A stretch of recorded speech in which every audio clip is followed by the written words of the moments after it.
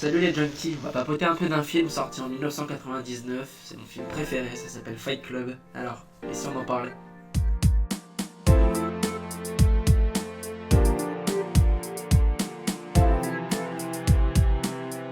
Réalisé par David Fincher avec en tête d'affiche entre autres Brad Pitt et Edward Norton, le film aux quelques 100 millions de dollars de recettes, connu comme étant un classique du cinéma, connaît quelques difficultés lors de son lancement.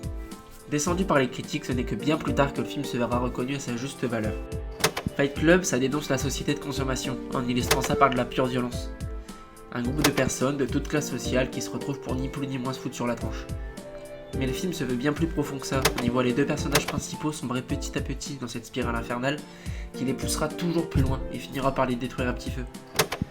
Le fait que les deux personnages principaux entretiennent une amitié malsaine mais toutefois nécessaire pour l'un comme pour l'autre, ça peut nous faire ressentir de la pitié. Ça a été le cas pour moi. On sent le personnage d'Edward Norton se dégrader mais toutefois se libérer d'un poids, ce qui nous donne l'impression que sa dégradation est en réalité bénéfique pour lui. Le spectateur ne sait donc pas trop sur quel pied danser. Brad Pitt et Edward Norton se sont préparés avant le film, en prenant des cours de boxe, de taekwondo et même de fabrique de savon. On peut également noter au casting Helena Bonham Carter qui joue le rôle de Marla Singer et Jared Leto qui joue le rôle d'Angel Face. C'est pas rien quand même.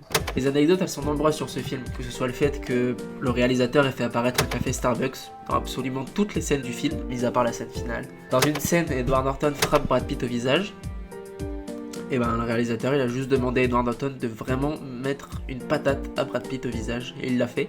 Le twist final n'a été intégré à l'histoire qu'aux 2/3 de l'écriture du scénario. Ça aussi j'ai trouvé ça intéressant. Et Edward Norton il a juste perdu 17 kilos pour jouer dans le film. Mais bon, c'est notoire. Avec en prime de ça un twist qui retourne le cerveau à la fin, ça fait vraiment de ce film un chef-d'œuvre. Et un film à voir ou à revoir. On pourrait continuer d'en parler pendant des heures, mais j'ai juste envie de vous dire allez le mater ou le remater si c'est déjà fait.